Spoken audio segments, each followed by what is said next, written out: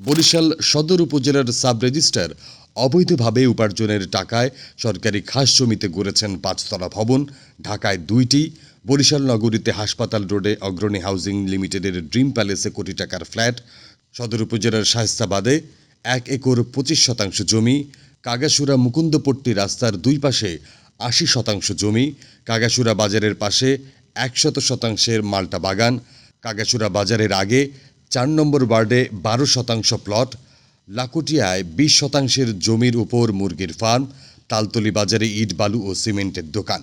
এছাড়াও নিজের নামে, স্ত্রীর নামে, ছেলে সন্তানের নামে বেনামে রয়েছে প্রচুর সম্পদ। এত সম্পত্তির উৎস খতিয়ে দেখার দাবি স্থানীয়দের। এই এক জায়গা আর এখানেও কেনছে, ওই 2টা খণ্ড হে নিচে কেনছে।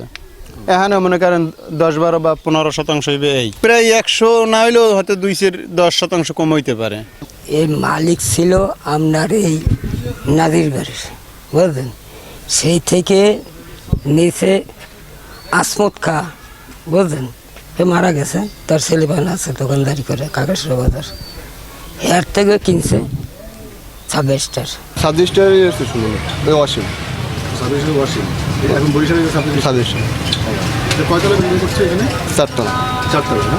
এটা আগে কি ছিল?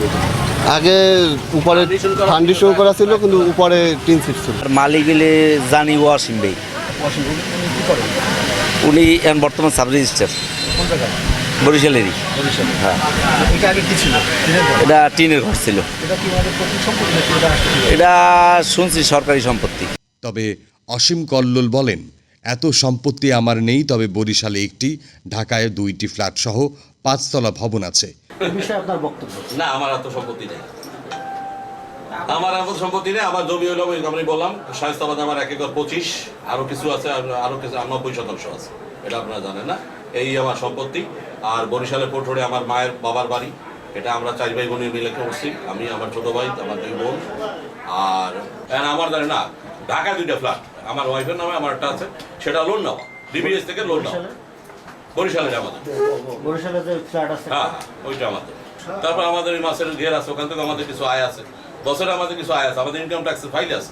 আপনি ফাইল দেন, ফাইলের মধ্যে সব আছে, আমাদের যত আছে সব ফাইলে আছে। আমরা ফাইলের বাইরে 1% জায়গা আমাদের নেই, বা 1 ইঞ্চি জায়গাও নেই, আর সম্পদও নেই।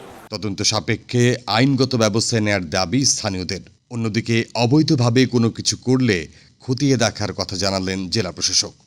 না, এটা আমাদের জমি থেকে অবৈধভাবে কিছু করলে সেটা তো আমরা অবশ্যই খতিয়ে দেখব। সেটা আমরা খতিয়ে দেখব যে আসলে জমি কার, মালিকানা কী অবস্থায় আছে, কেউ অবৈধভাবে আছে কিনা আমাদের জমিতে। অবৈধ হলে অবৈধ 100তলা ভবনও ভাঙা হয়।